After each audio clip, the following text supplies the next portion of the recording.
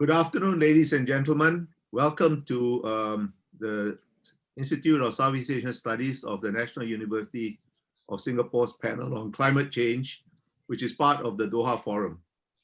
I'm going to begin in a minute with Minister Grace Fu, who is the Minister for Sustainability and the Environment in Singapore. But before I do that, I have an announcement.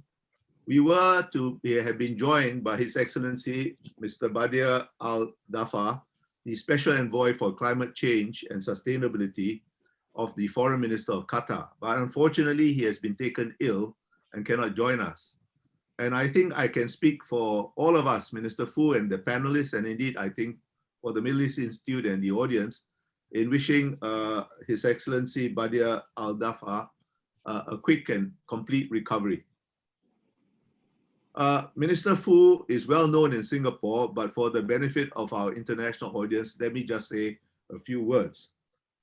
Before she joined politics and entered public service, she had a very distinguished career in the private sector in Singapore, in banking, as well as in the Port of Singapore Authority. There's something I didn't know about you, Minister, after I read your bio. But anyway, she is an excellent choice to speak on this existential issue facing all of us in different ways in different parts of the world. And we are very grateful to you, Minister, for taking time from your schedule to join us. Now, nobody is here to listen to me, they are here to listen to you. So please, Minister, carry on. Thank you. Mr. Bilahari Kausikan, Chairman, Middle East Institute of the National University of Singapore, distinguished guests, ladies and gentlemen.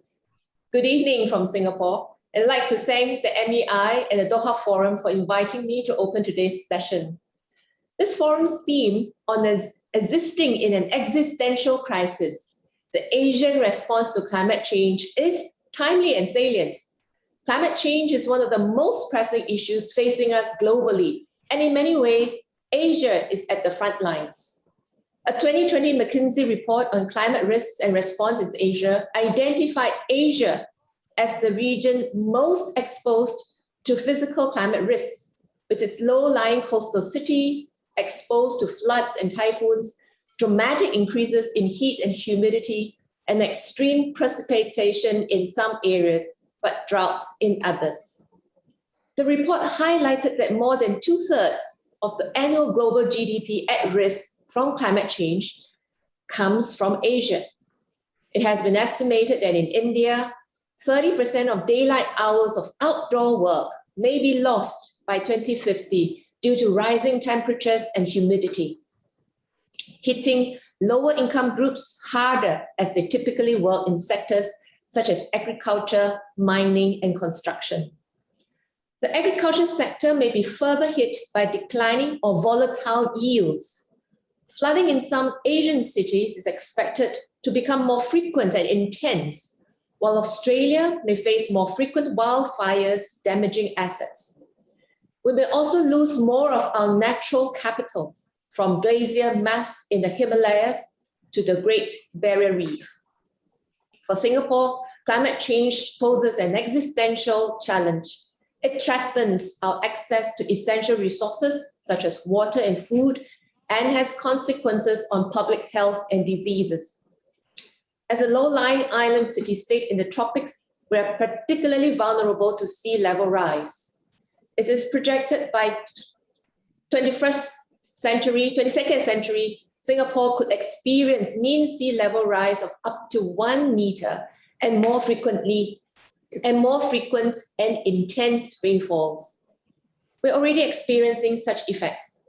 For instance, just last month, on April 17th, we recorded Singapore's highest daily rainfall since 1980, as more than 1 month's rainfall in a single afternoon. Singapore is clear-eyed about its vulnerabilities and serious about tackling climate change. Earlier this year, the Singapore Parliament passed a motion that acknowledged climate change as a global emergency and a threat to mankind, and reaffirm its commitment to deepen and accelerate efforts to mitigate and adapt to climate change in partnership with the private sector, civil society, and the people. Singapore has taken strong steps to address climate change. First, we seek to understand what climate change means for Singapore. In 2030, we set up the Centre for Climate Research Singapore to better understand tropical climate science and oversee key research programs.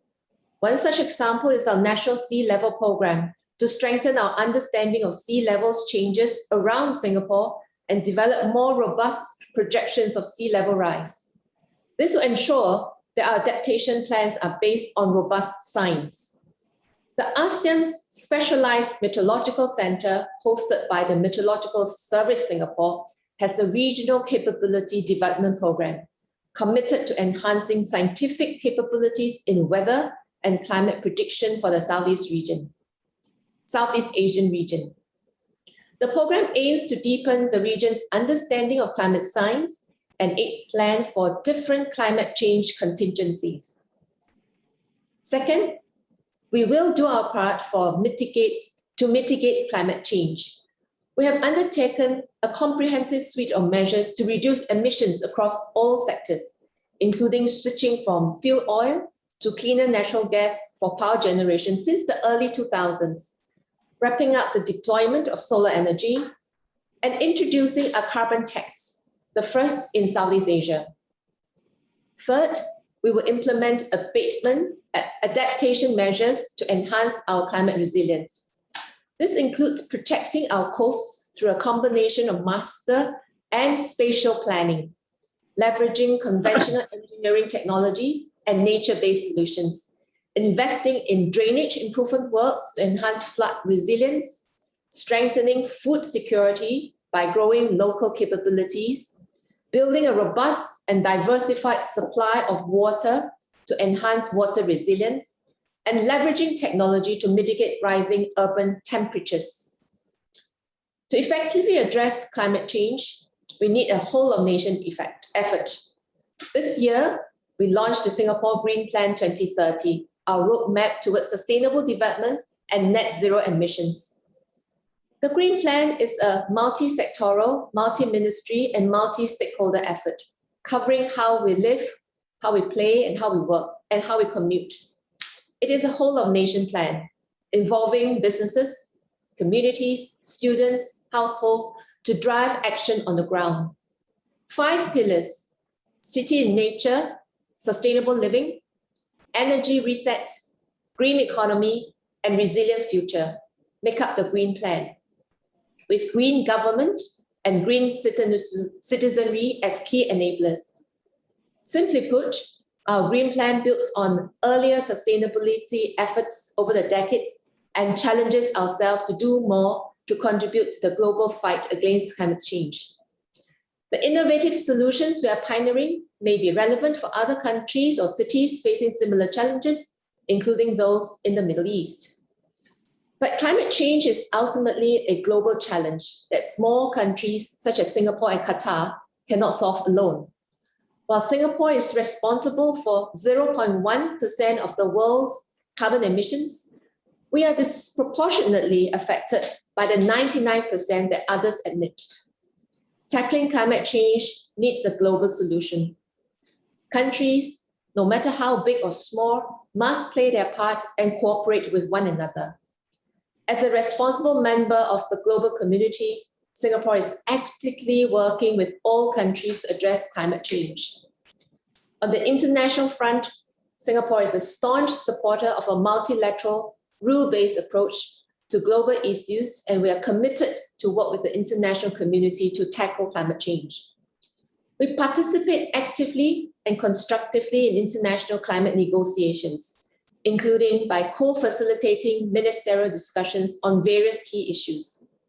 We are a strong supporter of the Paris Agreement and submitted our enhanced 2030 climate pledge and long-term strategy to the UNFCCC in March last year, despite the challenges posed by COVID-19. We also collaborate with international partners such as the UNDP, UNEP, and city networks such as the C40 to exchange experiences on climate change issues. As Singapore continues our journey towards a more sustainable future, we welcome opportunities to partner with Qatar and other countries in the Middle East to collectively tackle climate change. While our circumstances differ, we face many of the same challenges, including rising sea levels, higher temperatures, and threats to our water and food security. First, we should exchange expertise and share best practices on climate adaptation and mitigation strategies. For instance, Singapore and Qatar have invested in solar energy as part of our energy mix. Singapore is building one of the world's biggest floating solar farms, and Qatar is working on the Al-Dafa project, which will be one of the world's largest solar plants. At the same time, Qatar's electric bus project could offer useful lessons as Singapore moves towards greener public transport networks. Second, as we each implement our decarbonization plans, we can work together on clean energy solutions needed for the transition to a low carbon future. Gulf countries have been actively investing in needle-moving clean energy solutions, such as hydrogen and CCUS. Qatar commissioned a carbon storage plant in 2019, the largest of the kind in the region, which aims to capture over 5 million tons of CO2 per year from Qatar's LNG industry by 2025. In Singapore, clean energy research is a core part of our investment of $18 billion in the next 5 years to strengthen the research and innovation capabilities of our companies. Third, green growth and resilience present prime areas for cooperation. On green growth, Gulf countries have made great strides in areas such as renewable energy, circular economy, and green cities. On our end, we aim to develop Singapore as a carbon trading and service hub and a leading center for green finance to facilitate Asia's transition. As a founding member of the One Planet Sovereign Wealth Fund initiative, which builds climate change into financial decision-making, the Qatar Investment Authority would boost green finance as it explores opportunities in Asia. On resilience, Singapore and Qatar share similar concerns, including food security, particularly in face of climate change. We would be keen to learn more about Qatar's strategies and share best practices. Singapore's economic ties and relationship with the Middle East, and particularly the Gulf region, are on the upswing. Green growth and resilience have the potential to be the new pillars of cooperation to deepen our ties further. Let me end by wishing all of you fruitful discussions.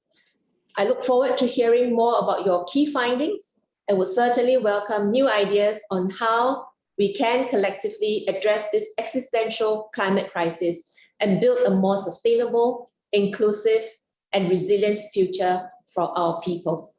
Thank you. Thank you very much, Minister, for your wise words. I'll now go straight to the panel, and because I want to maximize time for the audience to ask questions. Climate change is an existential issue facing all of humanity. It faces all regions, all countries, but its manifestations are not the same in every country, in every region. Now, we have a very dazzling panel before us today of experts. I'm not going to introduce them in detail, but I am going to ask them, given that, as I just said, the effects of climate change are different in different countries, in different regions, in different parts of different regions. I'm going to ask all of you the same question, and I would like you to answer it in 9 minutes each. I'll start with Rahmat Witola, who was Indonesia's special envoy, the special envoy of the Indonesian president for climate change.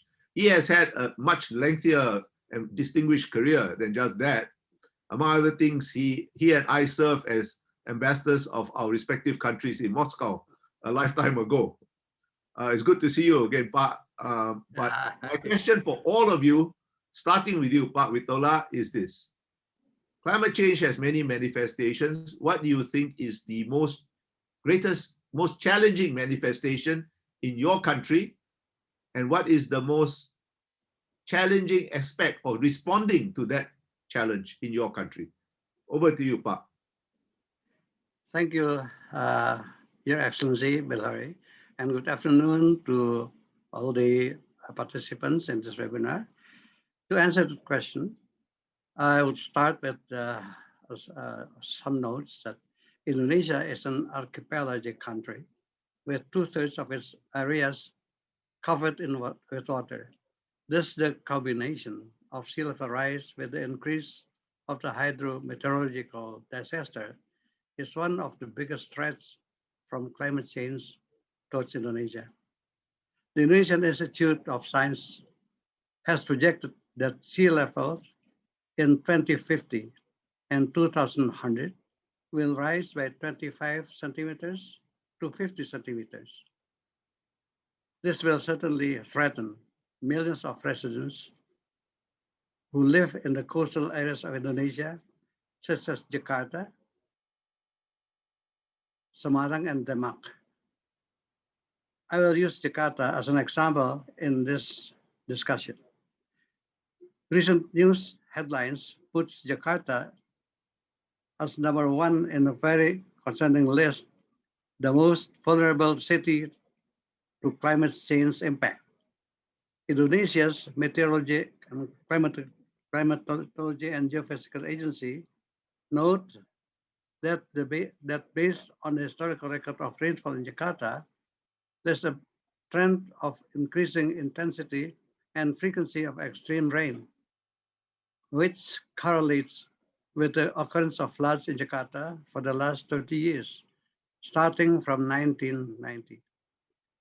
The increased occurrence of flooding events affect all levels of society, from the informal housing complexes to the rich dwelling areas. However, the two certainly have differences in their capacity to adapt. The rich can afford to stay temporarily in hotels, in luxury hotels at that, whilst the poor have to gather in a cramped place in schools, mosques, the houses of friends, etc., putting them further at risk again to on the COVID-19 infections and other waterborne diseases. In addition, Jakarta also faces both sea level rises while it's also sinking. There are two items here at this moment. This moment, almost half of Jakarta sits below sea level, and is one of the fastest sinking cities in the world, sinking by an average of 1 to 15 centimeters a year. In just 10 years, from 2008 to 2018, 2018, North Jakarta has sunk 2.5 meters, which is taller than any of us here now. And then some parts of the city sink as much as 25 centimeters a year, which is more than double the global average for coastal megacities. Tackling this issue is very challenging, of course, as multiple interrelated problems would need to be addressed. Research by the Indonesian agency for the assessment and application of technology identified there are 4 causes of subsidence that occur in Jakarta. The first is groundwater extraction. The second is construction loads due to the extreme number of buildings being constructed. The third is natural consolidation of alluvium soils. And the fourth is tectonic soil subsidence. Out of the 4, land subsidence due to groundwater extraction is the dominant phenomenon that occurs in Jakarta. The cause of the groundwater extraction itself is the combination of the growth of population and the need for access to clean water. In September 2020, Jakarta has a population of 10.5 million, and there are a lot of people in Jakarta rely on groundwater for everyday needs, obviously. The office of the Jakarta municipality notes that Nikkei Jakarta, which is Jakarta, used 8.155 million cubic meters of groundwater in 2018. To tackle the sinking, the current plan is to build seawalls offshore, but it will only have limited effect. There are also solutions that will come from the plan to move our capital city from Jakarta, but the effect will be limited by the timeline as the city continues to sink and the sea level rises. There's also a possibility that this trend could affect Indonesia's compliance with the greater climate change adaptation strategies. Moving forward, the most important is the strategies of micro solutions enlarged into macro solutions, or essentially the people's solutions into the government's paradigms and solutions. In addition to the existing program, there's a need to focus on halting the sinking by providing a dependable source of water supply to stop the people from using groundwater. In addition, climate change mitigation and adaptation should be a key consideration for the policy formulation into the implementation level. Last but not least, I'd like also to emphasize the importance of climate justice when making plans for mitigation and adaptation. Everyone should be put into consideration. Various factors, such as economics, levels, genders, sensitive issues, race, etc., should not be neglected. No one should be left behind because the climate change affects every one of us. Thank you for your attention.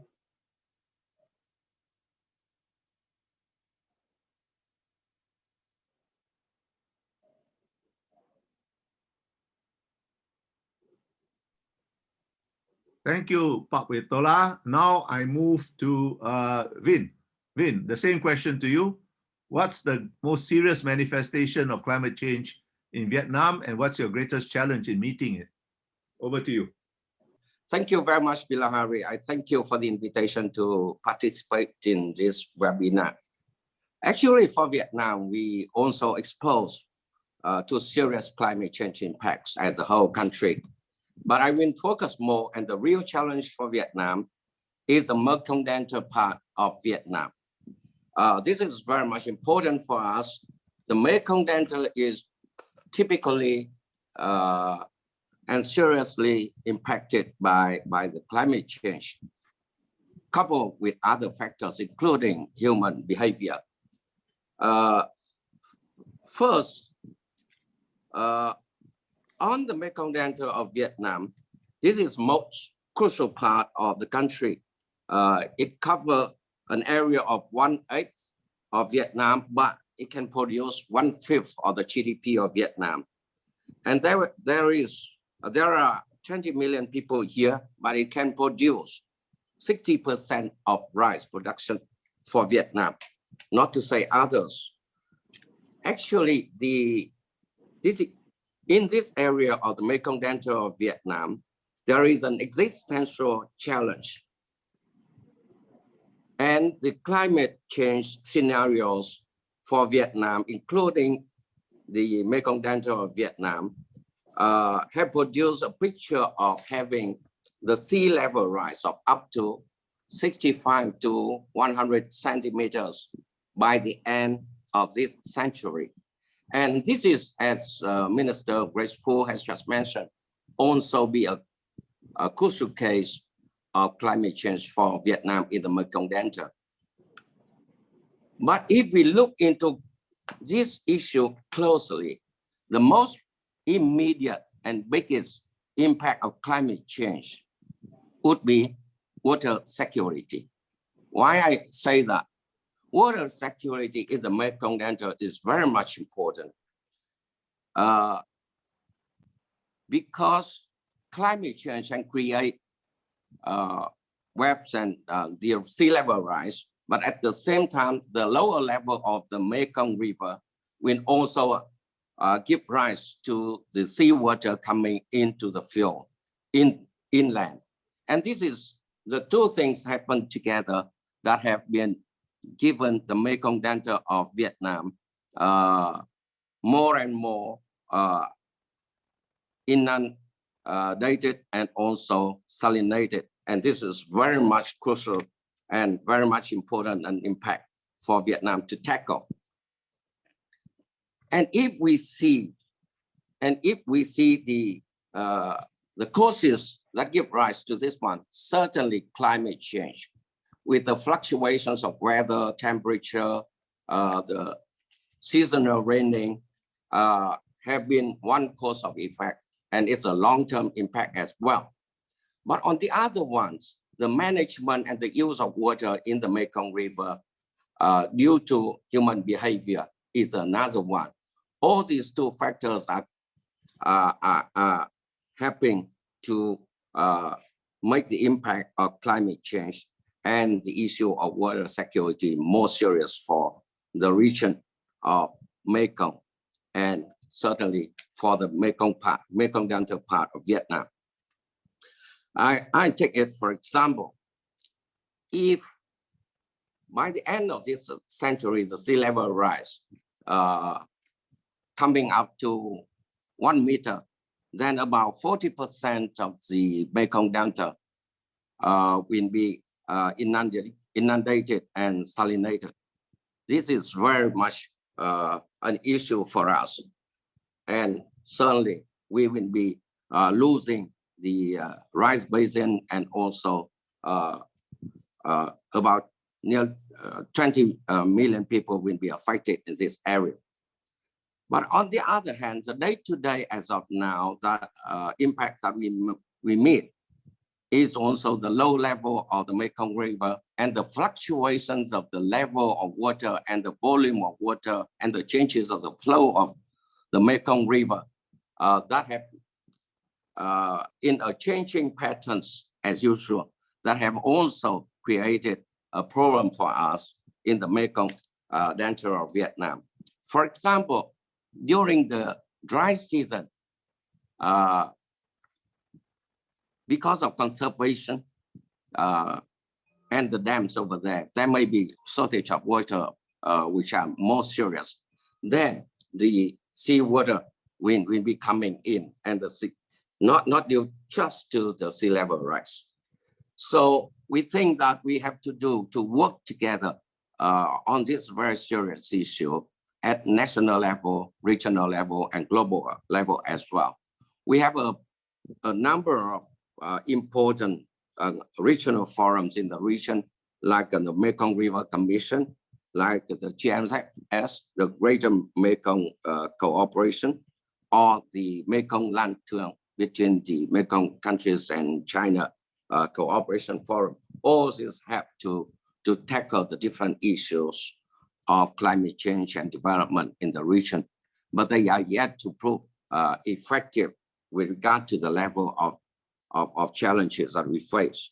So we think that countries in the region need to work together with partners as well in order to develop a kind of rule-based order in the Mekong region, so that everybody will be benefiting from the equitable and reasonable use of this one. I will be stopping here, but water security is very much an important issue for the Mekong Delta region as a whole, and for the Mekong Delta of Vietnam as well. Thank you. Thank you very much, Vin.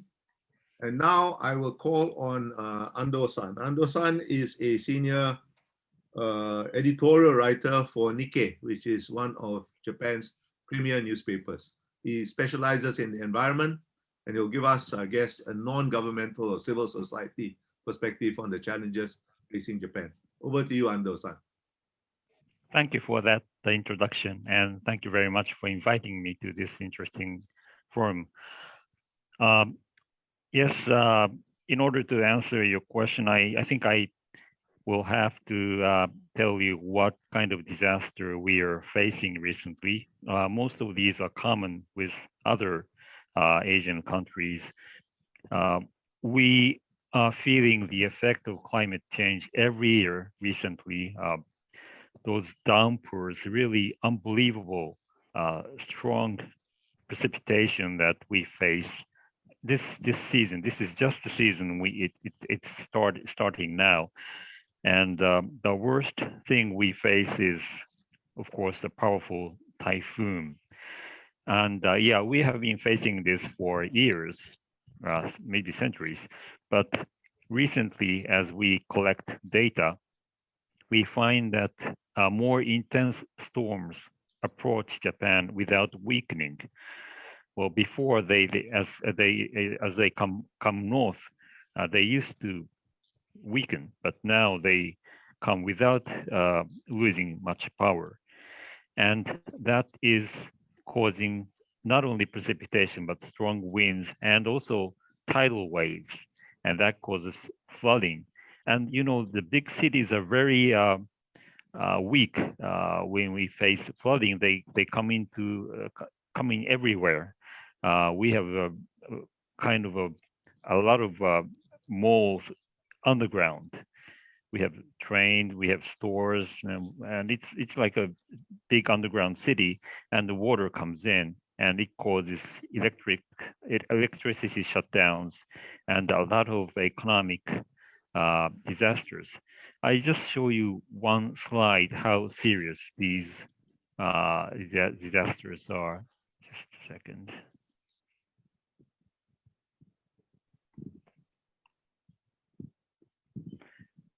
Okay, these are compiled by the insurance company, the Association of Insurance Companies. So they are put in order of how expensive it was in terms of insurance paid because of the disaster. And as you see these top 10, you see these are very recent. The number one, 2018 was the worst one. We have like almost $10 billion of insurance payment. That's a lot. And then there's 2019, that's the second place. Fourth place is 2019 also, and sixth place 2014. So most of these comes in the last 10 years or so, and most are caused by typhoons. So from this you can understand how serious.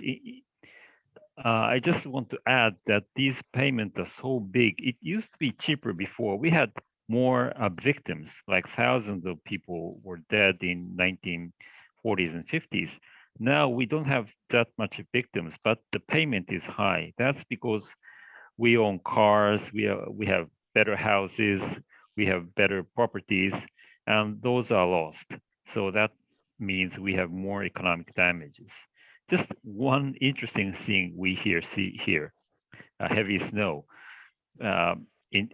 During the global warming, what's happening here is whether it's bad rain or snow, the global warming brings us very extreme weather. That's what we are facing. So extremely heavy precipitation, extreme heat wave, and also sometimes these kind of extreme snow, which is unbelievable. It happened in Tokyo in February 2014.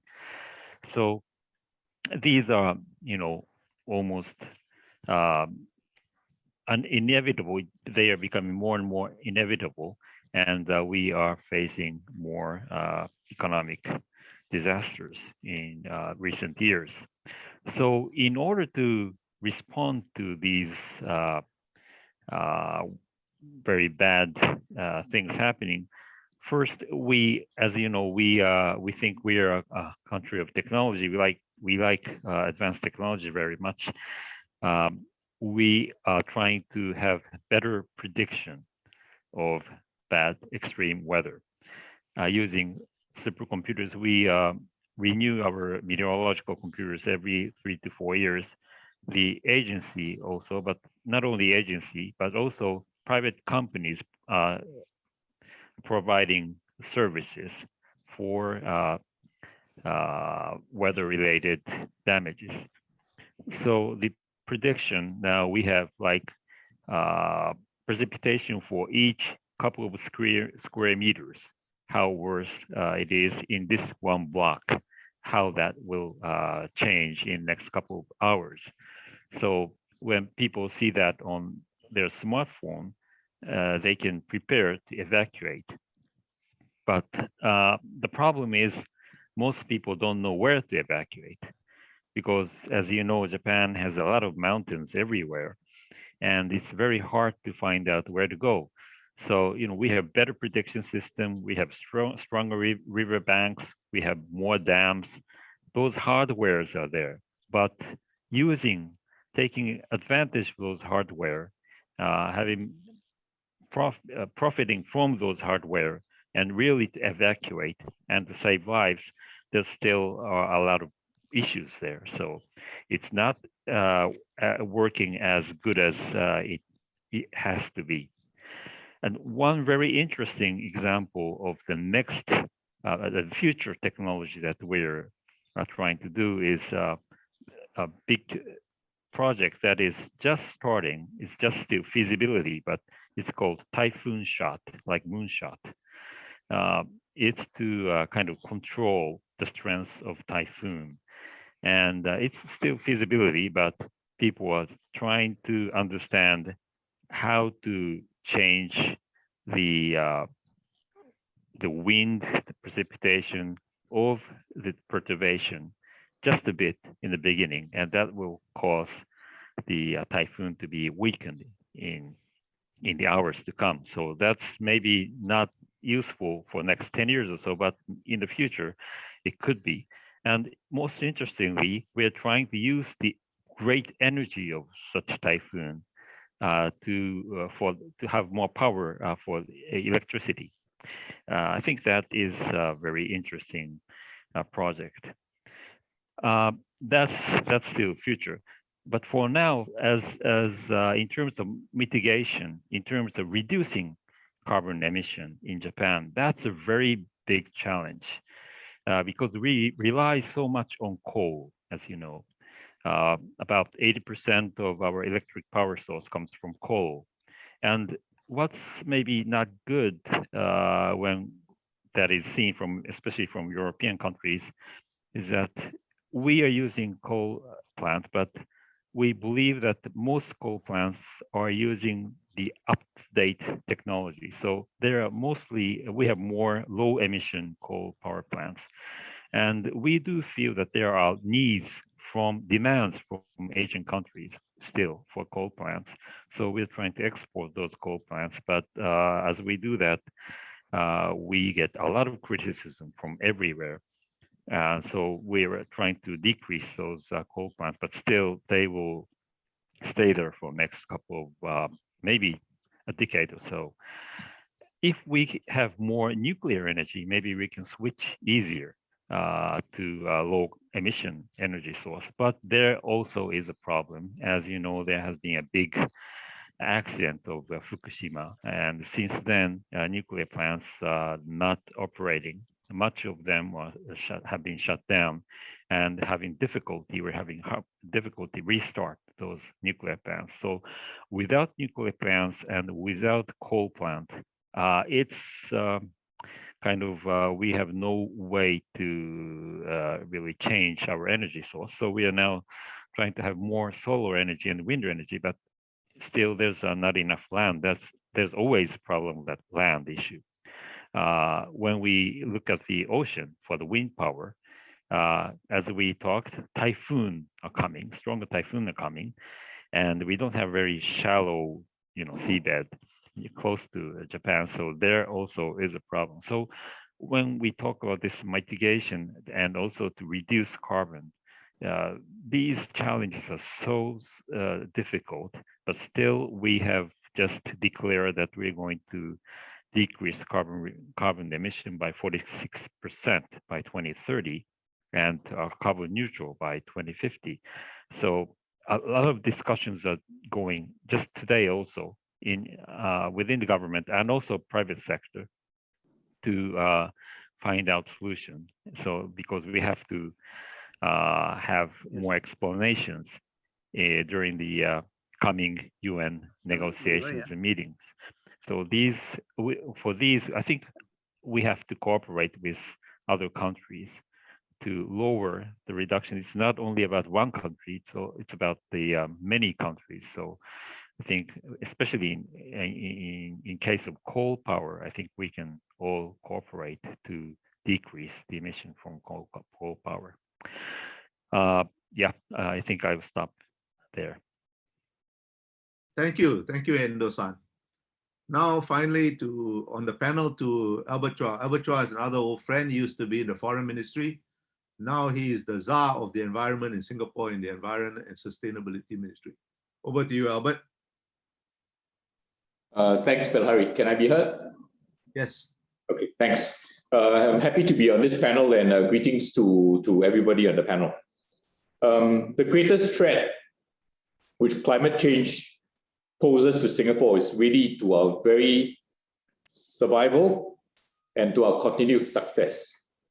As many of you are aware, Singapore is an island city-state. We are no hinterland, 760 square kilometers. So if sea levels were to rise by 1 meter by 2100, many parts of the island will be underwater. This is why our Prime Minister has called climate change an urgent and existential threat to Singapore. Earlier, my minister has already mentioned some of the very specific challenges which Singapore will face. Access to food and water, sea level rise, rising heat in the urban environment. These are very specific areas of climate change that we have to deal with, very specific aspects of climate change that we have to deal with. But if you ask me what is the most serious effect, is really to Singapore's continued success and very survival. This is why we're spending time and resources to understand, mitigate, and adapt to climate change. It will be a very long-term endeavor, building starting from now until at least 2100. And specifically for Singapore, our aim is to build up our 3 Rs, what we call our 3 resiliences: climate resilience, resource resilience, and economic resilience. Let me elaborate. First, we need to build up climate resilience by investing heavily in research to better understand and help us mitigate and adapt to climate change. We have been investing heavily on research into the impact of climate change in the tropics, and tropical climate and tropical weather is much more difficult to predict compared to climate and weather in temperate countries.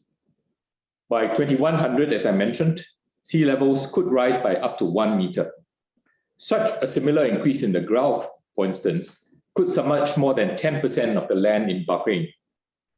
We expect to invest over $75 billion over the next 50 to 100 years in coastal defenses such as building seawalls, pumping stations, land reclamation, and nature-based solutions. Next, we will enhance our resilience to floods caused by extreme weather.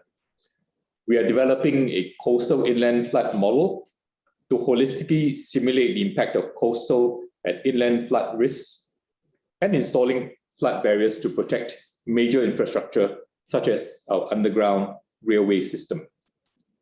We have spent $1.5 billion on drainage work since 2011, and we'll spend another $1 billion over the next 5 years. We are researching into moderating urban heat, such as by piloting cool paints and increasing greenery. We have a plan, for instance, to plant more than 1 million more trees by 2030. The second R that we need to build is to build up our resource resilience in water, food, and energy. We have successfully closed our water loop through wastewater recycling into what we call new water, which is an ultra-clean, ultra-pure water. New water and desalination provide us 2 weather-resilient water resources, but they are highly energy dependent. We are conducting research to halve the energy required for desalination. From this year, we will power our local waterworks with one of the world's largest floating solar farms. On food, today Singapore imports 90% of the food we eat. But mindful of global disruptions from climate change or even from pandemics that we have seen over the last 12 months, we aim to sustainably sustainably produce 30% of our nutritional needs locally by 2030. We are investing in alternative proteins, for instance, as they can be produced in large quantities with little land and labor and provide us with weather-resilient sources of nutrition. We are setting aside $100 million to drive innovation in farming and food production technologies. On energy, we will need to become more energy resilient. We will quadruple our solar energy production by 2025, as solar is our most viable renewable energy source. I think other panelists have mentioned, for instance, land constraints. We in Singapore, as I mentioned, is a small island city-state. We have severe land constraints. So other renewable energy sources like wind, for instance, or even waves don't really work for us. So solar is our most viable renewable energy source. We will improve energy efficiency across our industrial building and transport sectors, thereby reducing our energy consumption by 8 million megawatt hours per year. This will be sufficient to power all our household energy needs for 1 year in 2030. We are also researching clean energy solutions such as hydrogen. We will build a circular economy by turning waste into resource. We are converting incineration bottom ash into construction material, which we call NewSap. We are exploring pyrolysis to convert plastic waste into new oil, which can replace fossil fuels as feedstock to make resins. Third, we will strengthen our economic resilience by transforming carbon-intensive sectors and building a green economy powered by green finance. We see climate change as both a challenge and a strategic opportunity. Countries and companies that can produce green and sustainable products will have a competitive advantage in an increasingly carbon and resource-constrained world. We will ensure our energy and chemicals facilities are among the best in class in carbon efficiency, while researching new technologies for carbon capture, utilization, and storage. We aim to make Singapore a hub for carbon trading and services, as well as green finance. Despite the pandemic, Singapore issued $2.6 billion in green, social, and sustainability bonds last year. We will further support the origination of such bonds through grants and put $2 billion into green investments. We have just set up the Enterprise Sustainability Program to help our companies and workers grow their capabilities to embrace green innovation, develop green products, and seek out business opportunities in sustainability. Even as the world battles the COVID-19 pandemic, we must keep our eyes on climate change. Our governments cannot do it alone. One of the most serious challenges, to answer Bilahari's question, we face is how to mobilize the ideas, energy, and resources from the people and private sectors to jointly tackle climate change. Given Singapore's land and resource constraints, the trade-offs we face are stark. We can overcome them only with a coordinated whole-of-nation response. This is why we launched the Singapore Green Plan 2030, even amid the COVID pandemic. The Singapore Green Plan will chart our path towards zero waste emissions and strengthen our three resiliences. To catalyze ground-up movement and nudge our communities to be more environmentally friendly, we launched a $37 million Singapore Eco Fund. In our schools, we are enhancing sustainability education in the curriculum and inculcating a deeper sense of environmental consciousness, sustainable living in our youth. The second serious challenge we face is that climate change requires a coordinated global response, which I think previous speakers have also touched on. As my minister mentioned, Singapore contributes around 0.1% of the world's greenhouse gas emissions. We will do our best to reduce our carbon footprint, but for small states like us, we depend on a collective effort to address the issue globally. This is why Singapore has been a strong supporter of a multilateral, rule-based approach to addressing climate change. We are heartened that many countries have enhanced their commitments under the Paris Agreement, but our current efforts still fall short. For COP26, we need all parties, particularly the major emitters, to come forward with ambitious pledges and long-term strategies and share concrete implementation plans to achieve them. Singapore is doing our part. We are providing capability building under the Singapore Cooperation Program and Climate Action Package. And we have partnered with New Zealand and the UNFCCC Secretariat to organize capacity building workshops for our region on the Paris Rulebook and enhancing climate pledges.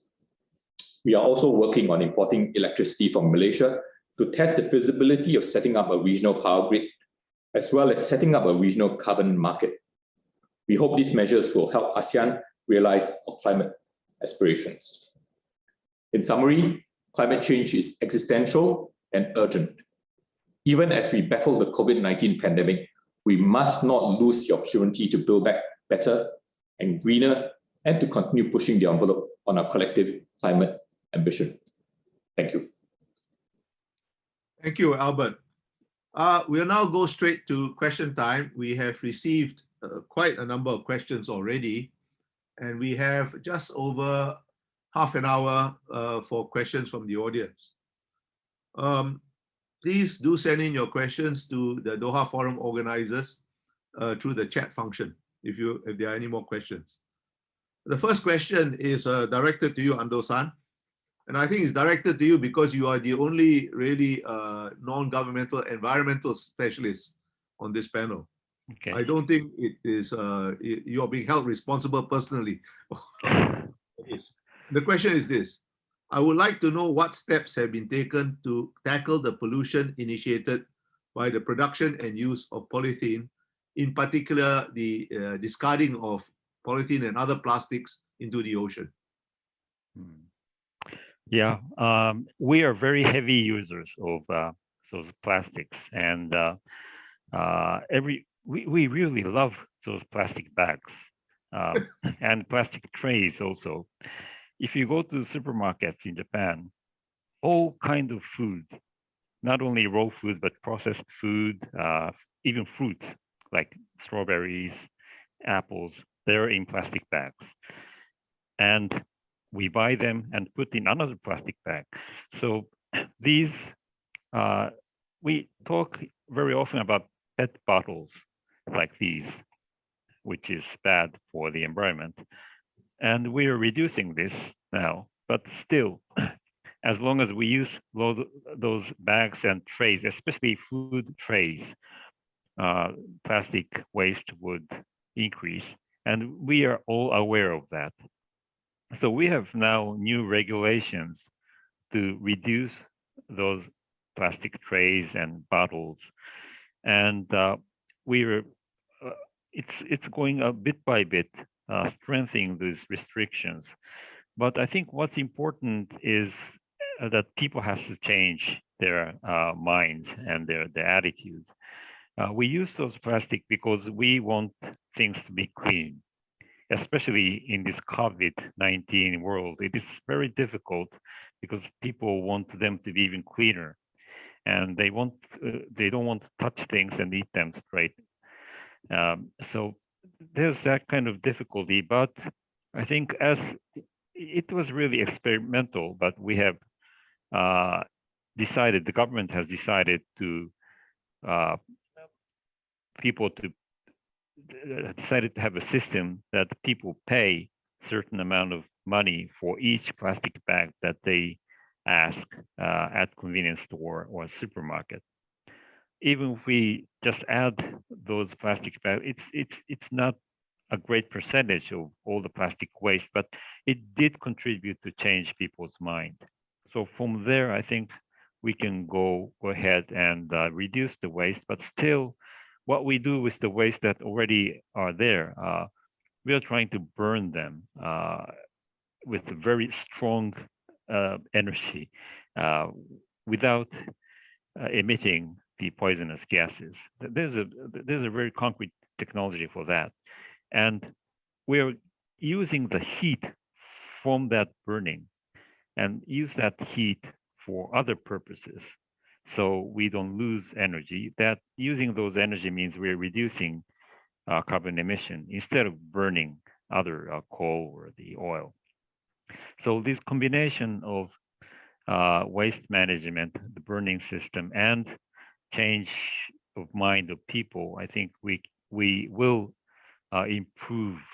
We will reduce the waste from plastic.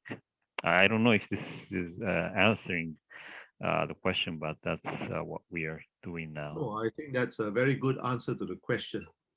Now, the next question is from Muhammad Al-Sulati, who is a PhD student at the Center for Environmental Policy at Imperial College in London. And I think I'm going to ask all the panelists to answer this question, starting in the same order. Pak Witola, Vin, you, Andosan, and then Albert. The question is a very interesting one. Between policy or law, which two do you think is more important to address the climate change crisis? Policy or law? And there's a second part to the question. I know Asian countries do a great job in terms of climate resilience. Can the panelists share with us any climate change related law or legislation enacted in their countries? I guess the most important one in your opinion. So two parts, policy or law, which is the more important tool, and as far as law is concerned, which is the most important piece of legislation in your respective countries? First, over to you, Pak Witola. You're muted still. Pak, we can't hear you. You're muted. Yes, yes. Okay. Okay, now we can. Can you hear me now? Yes. Well, thank you for giving me the first turn to answer. I think the most important is policy, because from policy we can make laws, and policies are implementable. So we cannot waste time by going into law, into figuring out what law to do. There's the policy that counts, and it is translated into actions to overcome, to mitigate the effects of the climate change. And I think in our case, this policy has also to keep in mind that we have a lot of people endangered of the climate change. So adaptation policies and programs are very important. Thank you.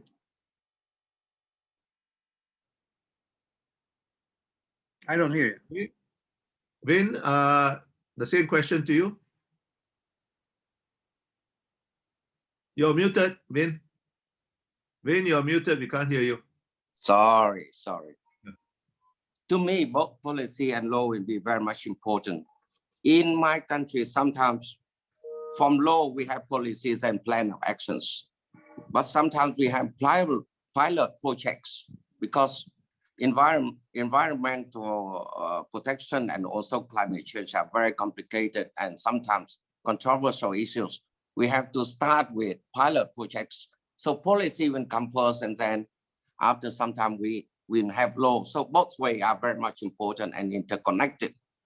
For example, we have a piece of legislation on environmental protection and also a plan of action on climate change. So this is, they are supporting each other, and I think both ways will be very important. Now, piece of legislation which is most important with regard to climate change resilience in my country, I think we have to think of two things. We need an overall piece of legislation, that is an environment legislation, but at the same time, which is not a piece of legislation, but very much important, is piece of policy. That is a plan of action to implement the commitments under the Paris Agreement, for example. So this is my case. Thank you. Thank you. Ando-san? Yes. I think policy for Japan. Actually, we don't like very much laws. Very strong laws really makes people hard to do what they want to do. So we prefer guidelines. It's very tricky thing, but guidelines are good because they are more voluntary. The companies, private companies, have their own goals, voluntary goals, and usually they're very good. So we add those goals, and if it works, good. If it doesn't, okay, then we might think about laws. The best law we have in Japan, I cannot think of the best, but there's of course a big framework law for the environmental protection. But I think one of the model, one of a good example would be the regulation, the law to reduce nitrogen oxide or sulfur oxide. These are the atmospheric particles that these are pollutions, actually, traditional pollutions, NOx and SOx. But I think this could be used for other things as well. And also the law to reduce CFCs. These are to protect ozone, but we now understand that CFCs are very responsible for global warming too. So these are good models. We can have similar maybe regulation to cope with global climate issues as well. Thank you. Thank you. Albert? Thanks, Bilahari. On this one, actually, I would say that I echo Ambassador Vin's point. I think it's a combination of both policy and law. Because fundamentally, what you're trying to do is you're trying to change people's behavior, right? And to do that, actually, is one of the most difficult. When we talk about sustainable living, dealing with climate change and being green in the way we do things, actually, the bit I struggle with in my day-to-day work here in the ministry is how to change people's behavior, which can be quite entrenched. So you need a combination of both policy levers as well as legislative levers to effect that change. So for instance, we talked about the plastic bag charter, which Endo-san answered the question earlier. We have the same problem in Singapore. The excessive consumption of plastics, not just the bags, but really wrapping, packaging, generates waste. But because we have quite an efficient waste collecting system, we collect all the waste and then we burn them in our waste to energy plants, a bit like what Endo-san has described. But what we want is, although you harness energy from the burning of the waste, actually you emit carbon dioxide that goes into the air. So what we want is actually get people to reduce consumption of plastics. And we've been piloting with our supermarkets campaigns to discourage people from excessive consumption. But I think we've moved to a certain stage where now we are discussing the possibility of doing a bag charge as a way of getting people to take climate action. So a combination of both policy levers and legislative levers. I think where government needs to act very strongly would be on building hard infrastructures and so on. But to change social behavior, I think usually takes a bit of time. Then in terms of what is a very significant piece of legislation which our countries have passed, in 2019, we passed a piece of legislation called the Resource Sustainability Act. It's not very well known even in Singapore because it went a bit under the radar, but this is actually a very profound piece of law. What it does is actually it sets out the legislative framework for recycling, for resource sustainability in the whole of Singapore. And what we will do with this, or what we've been doing with this act, is to set up what is called an extended producer responsibility system, focusing at the moment on 3 key waste streams: food, electronic waste, and of course plastic waste. And then getting the producers who bring certain amount of, let's say, electronic equipment into Singapore, laptops or mobile phones, for instance. They are then responsible for collecting back their particular mobile phone or for washing machines and so on at the end of the life cycle and be responsible for the proper disposal and proper recycling. So this actually resource certificate is quite profound in, like I said, as creating the legislative framework for recycling in Singapore, but more importantly, for creating a circular economy. Because what you want is to be able to keep resources in the system for as long as possible, convert what used to be waste into resource, and then climate-proof Singapore. Over. Thank you. I think the next question, what your answer, Albert, leads very nicely into the next question. This is an anonymous question, and the lady or gentleman who asked it is interested to know how governments can communicate climate urgency to the problem in order to promote climate action. You mentioned that, Albert. And he specifically mentioned as an example, only as an example, how Japan can convince its population that nuclear energy can be a safe energy source and is key to greening Japan. So I will start with you, Endo, and then I will go to you, Vin, and then I'll go to Pak Rahmat, and then finally end up with you, Albert. So Endo-san. Yeah, that's a very difficult question. If we knew how to do that, I think we had already solved our problem. But maybe what's important is more communication between the electric power supply, which is TEPCO, and the local people, and also everyone in the country.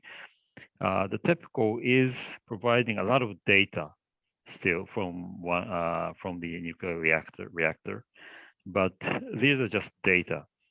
And they're saying, okay, we're doing everything we can. Other electric power suppliers too are saying, okay, we have seen that bad accident. We are now doing whatever we can. But people never know, because there's always the risk of even bigger earthquake, powerful typhoons.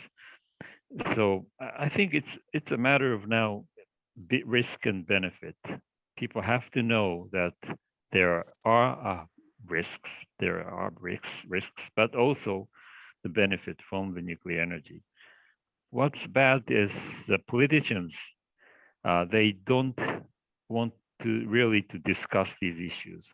We had a number of elections since the accident, but never this has been number one issue during the election. You know, the politicians, I think, have to ask people, okay, our government wants to reduce carbon emission. Nuclear is a very important power source. There's a risk, there's a benefit. Let's discuss, and okay, if you agree with the government, we're gonna win. If you don't agree, okay, we lose. You know, the politicians really have to do something like this, but they never did. So we're always in the middle. Okay, some say yes, some say no. Which way we go, we never know. And time is running out. So this is a very bad situation. I think the politics has to change. Thank you. Vin, over to you. You are muted. You are muted, Vin. Actually, my understanding of communication for the government to the people is something related to raising awareness and implementation. So it depends on issue by issue. For example, how to change the behavior of the people with regard to adaptation to the sea level rise and the water security issue. We have to come to the local people to show them with the experts, to show them how to do structural and non-structural measures related to adaptation of sea level rise and the salination phenomena. For example, we have to have experts coming to the local people on how to have different variety of rice to be adaptable to the new changes of the land with salination, for example. But on the level of emission, for example, there's a law, and we have to use the mass media and a compulsory and enforcement nature of this one. It will be different. It will be broadcasted all over the country. So in different ways for different issues. Thank you. Albert? Actually, the challenge is how to explain climate change in a way which an ordinary person can understand, and more importantly, explain to the ordinary person why his or her individual action on a day-to-day matters. And it's not easy because how do you tell people that the extra plastic bag that the person takes home from the supermarket has got a carbon footprint, and how that will eventually contribute to carbon dioxide that goes into the air, which then causes the earth to heat up. So it calls for actually quite sophisticated political communication skills. And it calls for a way to explain something which is very large and theoretical, which can then be related to the day-to-day lives of ordinary people so that they understand that the actions and the decisions matter. And especially in the case of Singapore, as I mentioned, because we are so small, there are trade-offs to be made. It's well and good to want to live a sustainable lifestyle, but if that results in increase in cost of living, for instance, how do you convince the consumer that something which is slightly more expensive, but because it's produced in a very environmentally friendly way and a socially responsible way, that the consumer must agree to pay more? It is an issue in Singapore which has received a lot of attention. 2 years ago, the Prime Minister, he does an annual State of the Nation address, usually in August. 2018, 3 years ago, he actually spent almost 40 minutes, a third of his time in this State of the Union address, explaining to Singaporeans with charts and diagrams why climate change, particularly sea level rise, is going to make a big impact on us, and why the government will probably need to spend something like between 50 to 100 billion US dollars over the next 100 years to prepare for this. And again, this is not an easy decision, because for governments which are re-elected every 3 to 5 years, why do you want to prioritize spending over such a long period as against spending in the immediate term, which is much more attractive politically? So the question is, how much money do you want to spend on insurance? The other thing that we have done, which I think my minister alluded to and I've mentioned as well, because climate change and sustainability has become very important. So in February this year, the Singapore government announced its Singapore Green Plan 2013. It's a whole of nation plan to explain to Singaporeans what we're doing in terms of trying to move towards a zero emissions target, and also what they can do in terms of living a sustainable lifestyle. But it takes constant effort to communicate in a way which normal human beings can understand, and also keep reinforcing the message in various media, mainstream media, social media, etc., etc. Thanks. Pak Witola. Okay, thank you, Mirai. I think it's very important that everybody is concerned, and to be concerned, you have to know where it is. And in Indonesia, as well as in other countries with large populations, it's not simple. So we have to talk in the language that people are used to hear, and it is what concerns their livelihood, actually. So I think we are packaging our communication with what is good for them in the day-to-day life. They don't understand the higher arguments on climate change, but we're doing that. So what the efforts against climate change will be good for your day-to-day living, and that is what we're trying to do. And I think that is we're making headway to that. We cannot talk too much on the science. So that's it. Thank you. We have about just under 15 minutes left, and I want to give some time for panelists to have the final word. And we have a lot of questions. So I'm going to apologize in advance to all those who submitted questions if we can't reach all of them, and I'm sure we can't answer all of them. So I'm going to focus on the more general questions rather than the questions directed towards specific countries. And this is a general question for Melissa Loh, whom I suspect is from Singapore. And it's to all of you, and I guess we will start in the order we started. Pak Witola first, Vin, Ando, and then Albert, you. And the question is in two parts. What are your respective countries' expectations for the UN COP26 climate conference that's going to take place in November this year? And how crucial is the finalization of the Paris Agreement's work program, in particular Article 6, which deals with transparency tables, sources of information, and so on, to maintaining global climate action? Yes. I think for our country, and as well as for our neighbors, the most important thing is the implementation of adaptation programs should be really concretized in Glasgow later, because we have to touch the livelihood of the people, and it is adaptation, because we cannot depend on the small people to enter big large projects, we have to give to something, and we will.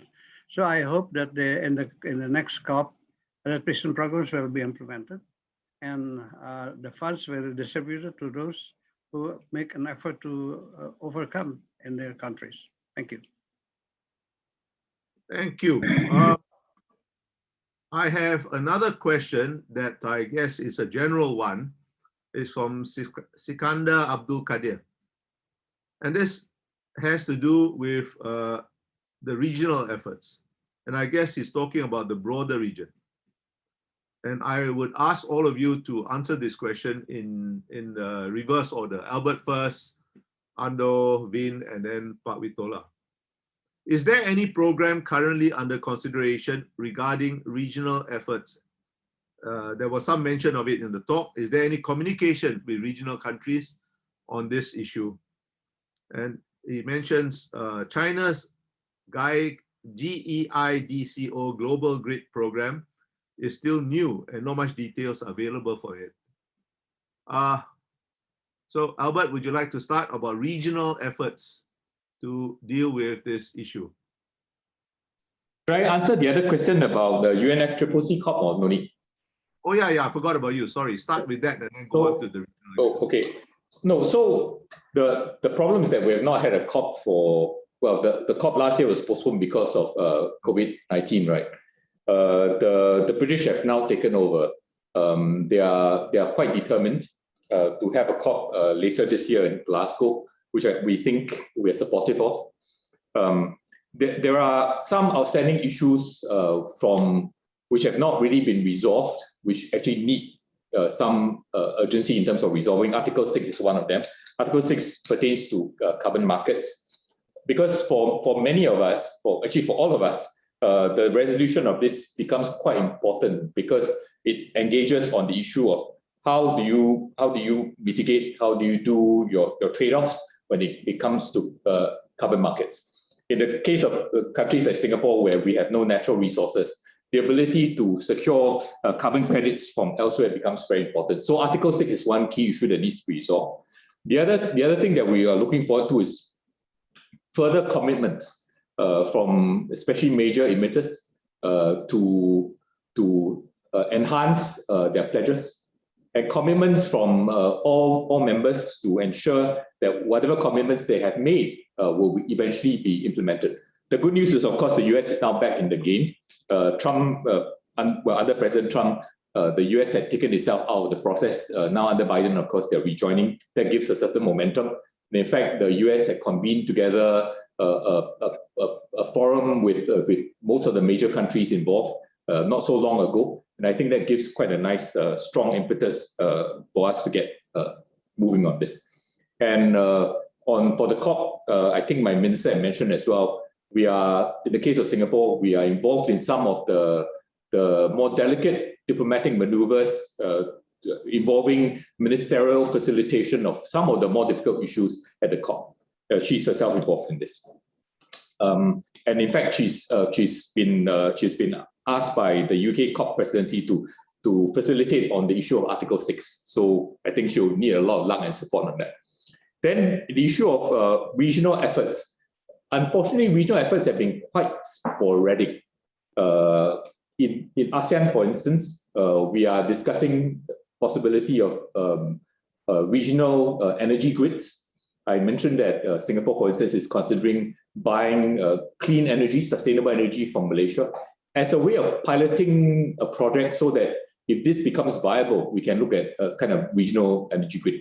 Regional carbon markets is another thing that we really should discuss and talk about. We would, for instance, be very interested in looking at buying carbon credits from Indonesia, from Vietnam, where you have very large green reserves, which we could look at storing carbon. But unfortunately, movement and progress on the regional front is limited, and more could be done. Ando-san. Yes, first about the COP26. What I expect most is ambitious target, more ambitious target from China. because it's the number one emitter, and they have not changed their target during the April climate summit. So I hope they will say something more.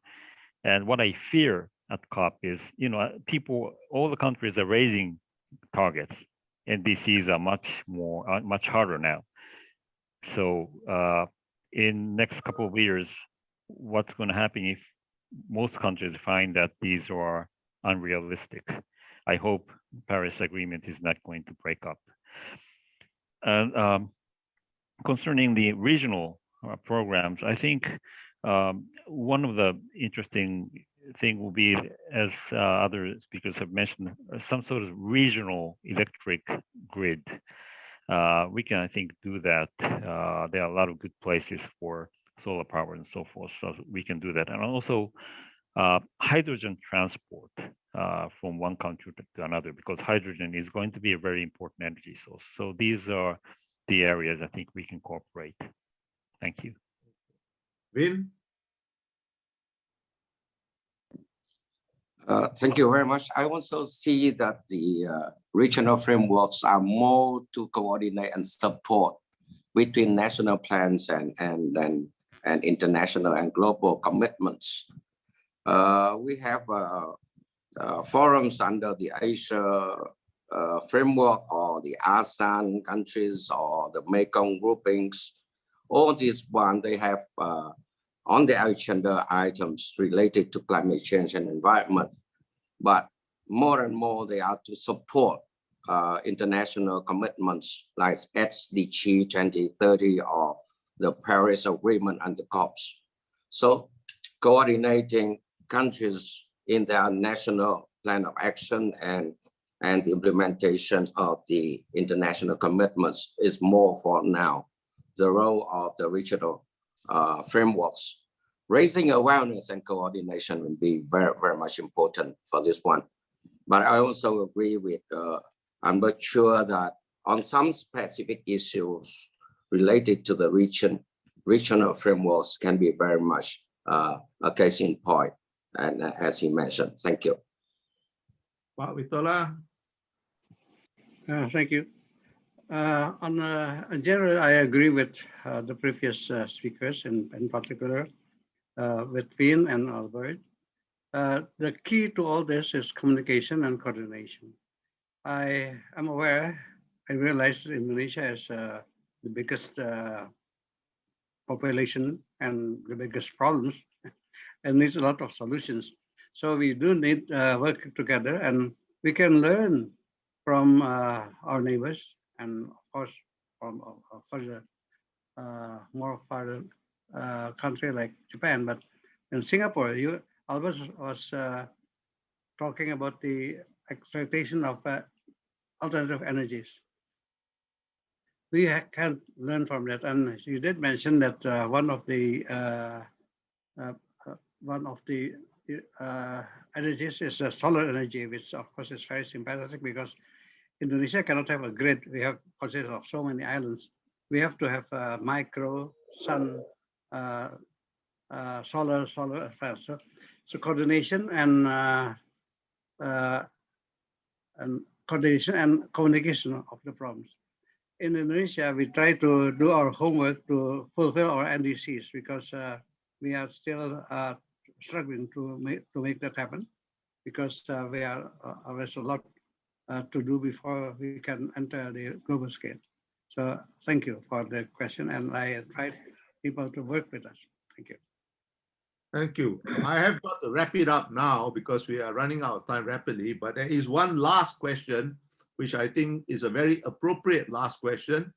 And I would like all of you to answer it in the order which you started. Pak Witola, Vin, Ando, and then Albert. The question is this: how can young people involve themselves in policy making for climate change? Young people.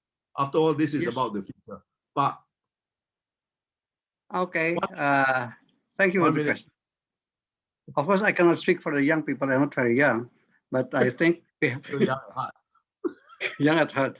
But I think we have to get their attention that this is their world, and so they have to be more involved and we have to give all the opportunities for them to work within the context of the national policies. And but even without trying, our young people in Indonesia anyway, they are very gung-ho in climate change, and that is very encouraging. And that is their part for fighting climate change. Thank you. Thank you. Bill? I think the young people is very much aware of the issues of environment and climate change. Their thoughts has gone, they are reading documents and articles and all these things. So in my country, the young people is very much active in raising the awareness and in engaging themselves in communication. So we should enhance them in all this one, including in terms of formulation of policies or in bringing the issue to the people at large. Thank you. Ando-san. Yes, I think young people are very important. And what's interesting is I do find there's a lot more attention among young people now than just 2 or 3 years ago. It doesn't mean they are on the street, but they know, they think a lot about climate issues. I sometimes talk to those students, university students, for example. I get hundreds of questions and reactions. They are so interested in it. So I think things are changing, and eventually that will move politicians as well, and private companies, of course.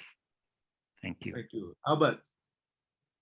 I would say that young people should make their voices heard, give their views, but more importantly, take action.